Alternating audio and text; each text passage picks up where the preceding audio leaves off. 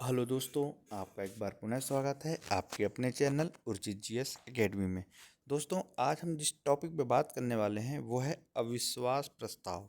ठीक है, जैसा कि आप स्क्रीन पे देख रहे हैं, एक पिक्चर दिख रही है आपको जिसमें लिखा हुआ है अविश्वास प्रस्ताव। तो क्या होता है अविश्वास प्रस्ताव, कब लाया जाता है और क्या होती है इसकी कुछ कंडीशन, जिसके बारे में जो है हम डिटेल में चर्चा करेंगे।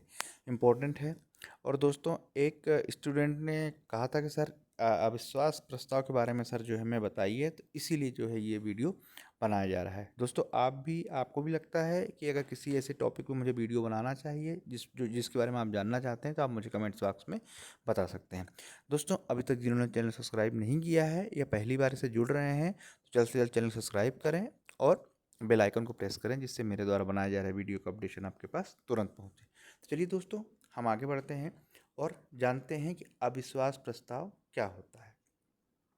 तो जैसा कि आप देख रहे हैं कि जब लोकसभा में किसी विपक्षी पार्टी को लगता है, ठीक है, लोकसभा हो गया या राज्यसभा नहीं, केवल लोकसभा, ठीक है, लोकसभा हो गया या राज्यों की जो है विधानसभाएं होती हैं, है ना। तो जब लोकसभा में किसी विपक्षी पार्टी को लगता है कि सरकार के पास बहुमत नहीं है या सदन में सरकार विश्वास खो चुकी है, ठीक है, बहुत से ऐसे पार्टियां होती हैं जिनको लगता है कि जो सरकार है उसको बहुमत नहीं है उसका, ठीक है, और अब सदन में विश्वास खो चुकी है, तो वह विश्वास प्रस्ताव लाती है। ठीक है, इसे जो है इंग्लिश में नो कॉन्फिडेंस मोशन भी कहते हैं। ठीक है, दोनों नाम याद रखिएगा। कभी कभी पेपर में नो कॉन्फिडेंस मोशन बोल देता है तो शायद हम उसमें कन्फ्यूज़ हो जाते हैं। ठीक है, तो इस चीज़ को भी जो है आपको ध्यान रखना है। तो मैं एक बार फिर रिपीट करता हूँ कि जब लोकसभा में, ठीक है, मैं यहाँ पे लोकसभा ही बोल रहा हूँ, लेकिन राज्यों में भी ऐसा होता है जो विधानसभा होती हैं। तो जब लोकसभा में विपक्षी पार्टी को लगता है कि जो संबंधित उस समय की सरकार है वो अपना बहुमत खो चुकी है या सदन में सरकार का जो विश्वास है वो खत्म हो गया है, ठीक है, तब जो है वो पार्टी, विपक्षी पार्टी जो है अविश्वास प्रस्ताव सरकार के खिलाफ लाती है। ठीक है, इसे ही नो कॉन्फिडेंस मोशन भी जो है कहा जाता है। ठीक है, चलिए, ये तो हो गया कि अविश्वास प्रस्ताव क्या होता है, यानी नो कॉन्फिडेंस मोशन होता क्या है।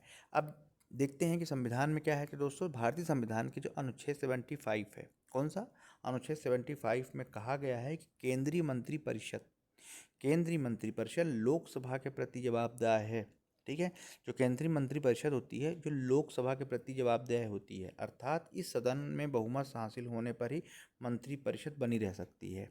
ठीक है दोस्तों, जो लोकसभा से जो चुने होते हैं ना, वो लोकसभा के प्रति उत्तरदायी होते हैं। ठीक है, और उनमें से अगर एक भी जो है अपना अगर उनको अगर उनमें से जितने मंत्री हैं उनमें से अगर ऐसा होता है कि जो सरकार के जो उनका एजेंडा है, कहने का मतलब ये है कि अगर उनका विश्वास जो है लोकसभा से ख़त्म हो जाता है, ठीक है, तो उन्हें क्या होता है, सामूहिक रूप से इस्तीफा देना पड़ता है। ठीक है, तो कहने का मतलब ये है कि जो भारतीय संविधान का अनुच्छेद 75 है, जिसमें केंद्रीय मंत्रिपरिषद लोकसभा के प्रति उत्तरदायी है, ठीक है, अर्थात इस सदन में बहुमत हासिल करने पर ही मंत्री बने रहते हैं। यानी एक भी मंत्री अगर उसने मतलब बहुमत हासिल नहीं किया तो सरकार को सामूहिक रूप से क्या देना पड़ता है, इस्तीफा देना पड़ता है। यानी मंत्रिपरिषद, कहने का मतलब कि होल मंत्रिपरिषद, ठीक है, जो कि अपना बहुमत खो ऐसा माना जाता है कि अपना बहुमत जो है लोकसभा में खो चुकी है, तो सरकार को जो है इस्तीफा देना पड़ता है। ठीक है, तो ये चीज़ हो गई। तो आर्टिकल 75 किससे संबंधित है, इस चीज़ में जानना बहुत ज़रूरी है। तो दोस्तों, जो संविधान का 75 है वो केंद्रीय मंत्रिपरिषद जो है सरकार की लोकसभा के प्रति जवाबदेह है। ठीक है, तो ये ध्यान रखिएगा, लोकसभा के प्रति जवाबदेह होते हैं जो लोकसभा के लिए चुन के आते हैं। ठीक है, मंत्री तो कोई भी बन सकता है, राज्यसभा के भी मंत्री बनते हैं, ठीक है, लेकिन जो लोकसभा के लिए चुन के आते हैं वो लोकसभा के प्रति ही जवाबदेह हैं। ये चीज़ को हमेशा ध्यान रखिएगा। ठीक है, चलिए, ये प्रश्न बहुत बार पूछा जा चुका है कि केंद्रीय मंत्रिपरिषद किसके प्रति जवाबदेह है, लोकसभा, राज्यसभा, ठीक है, इनमें से कोई नहीं, ये दोनों। तो ध्यान रखिएगा, केवल लोकसभा के प्रति होती है। बिल्कुल कन्फ्यूज़न इसमें कहीं से कहीं की जो है बिल्कुल भी नहीं है। चलिए, अगला पॉइंट हम देखते हैं इसी में। अगला पॉइंट है कि इसके खिलाफ यानी अविश्वास प्रस्ताव, इसके खिलाफ अविश्वास प्रस्ताव पारित होने पर प्रधानमंत्री सहित सामूहिक रूप से इस्तीफा देना पड़ता है। यानी सर, जब सरकार के खिलाफ प्रस्ताव पारित हो जाता है, ठीक है, अविश्वास प्रस्ताव पारित होने पर क्या होता है, प्रधानमंत्री को सामूहिक रूप से क्या करना पड़ता है, इस्तीफा देना पड़ता है ना, सामूहिक रूप से इस्तीफा देना पड़ता है। ठीक है, प्रधानमंत्री भी जो है इसमें शामिल होते हैं। ठीक है, चलिए अगला देखते हैं। अगला पॉइंट है अविश्वास प्रस्ताव।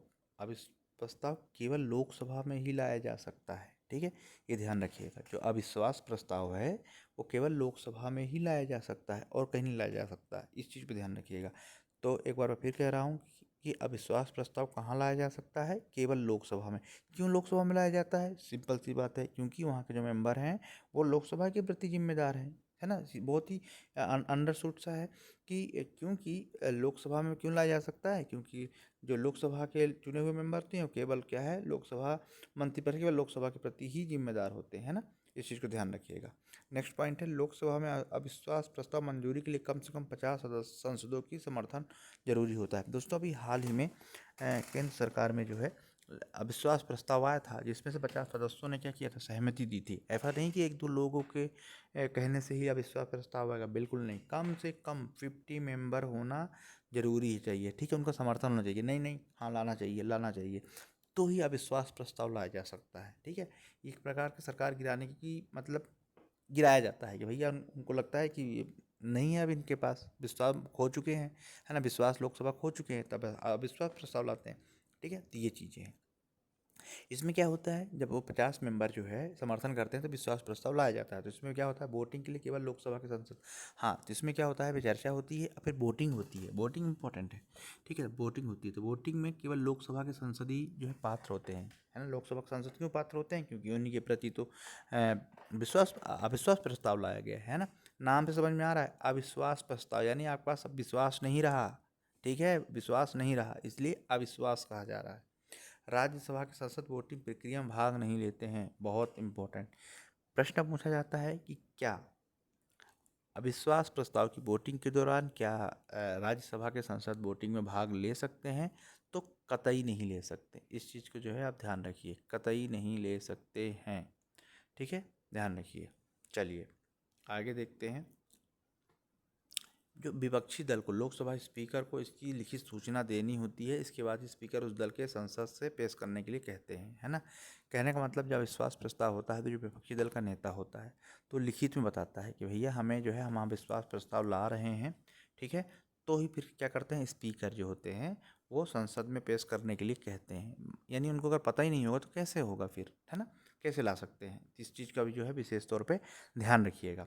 नेक्स्ट पॉइंट है लोकसभा स्पीकर अविश्वास प्रस्ताव को मंजूरी दे देते हैं। ठीक है, देते हैं तो प्रस्ताव पेश करने के 10 दिनों के अंतर इस पर चर्चा करना जरूरी है।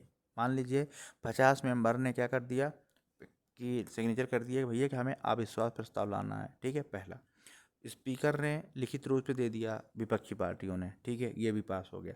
अब क्या हुआ, स्पीकर ने कह दिया ठीक है विश्वास प्रस्ताव लेके आ जाओ। ठीक, इसके बाद क्या होता है, 10 दिन के अंदर जो है उस पर चर्चा करनी जो है जरूरी होती है। ठीक है, किस पे, उस अविश्वास प्रस्ताव पे। ठीक, चलिए अगला देखते हैं। इसके बाद स्पीकर यानी लोकसभा जो अध्यक्ष होता है अविश्वास प्रस्ताव के पक्ष में वोटिंग करा सकता है या फिर भी कोई फैसला ले सकता है, फिर कोई फैसला ले सकता है। ठीक है, नेक्स्ट है अविश्वास प्रस्ताव में सदन में मौजूद सदस्यों में आधे से एक ज़्यादा ने भी यदि सरकार के खिलाफ वोट करा तो सरकार गिर जाती है। कहने का मतलब ये है कि मान लीजिए कि 10 लोग हैं, में 100 लोग हैं। ठीक है, अब इसमें से मान लीजिए 30 लोगों ने सरकार के पक्ष में वोट किया, जो विपक्ष में वोट किया, तो सरकार नहीं गिरेगी। लेकिन अगर मान लीजिए 51 लोगों ने, यानी आधे से एक भी ज़्यादा ने अगर सरकार के खिलाफ वोट किया तो क्या हो जाएगा, अविश्वास प्रस्ताव के तहत सरकार गिर जाएगी। यानी ये मतलब ये हो जाएगा कि सरकार जो है सचमुच सरकार का जो है मतलब अपना बहुमत लोकसभा में खो चुकी है। ठीक है, इसका मतलब हुआ। चलिए आगे देखते हैं। आगे है भारतीय संसद के इतिहास में, थोड़ा सा हम देख लेते हैं कि अभी तक कितनी बार लाया गया है। तो पहली बार कब लाया गया, ये इम्पोर्टेंट होता है। तो भारतीय संसद के इतिहास में पहली बार अविश्वास प्रस्ताव जो है 1963 में नेहरू जी की सरकार के खिलाफ लाया गया था। ठीक है, तब उस समय पे प्रधानमंत्री के खिलाफ ये प्रस्ताव लाया गया था। ठीक है, JB कृपलानी ने लाया था। ठीक है, 1963 में लाया था JB कृपलानी जी ने। ठीक है, तो दोस्तों इस तरह से जो है अविश्वास प्रस्ताव का जो टॉपिक है उम्मीद करता हूँ आपको समझ में आया होगा, इम्पोर्टेंट है। ठीक है, ज़्यादा से ज़्यादा वीडियो को लाइक करें, शेयर करें, जिससे कि और लोगों को इसके बारे में जानकारी प्राप्त होके। पढ़ते रहिए। नमस्कार।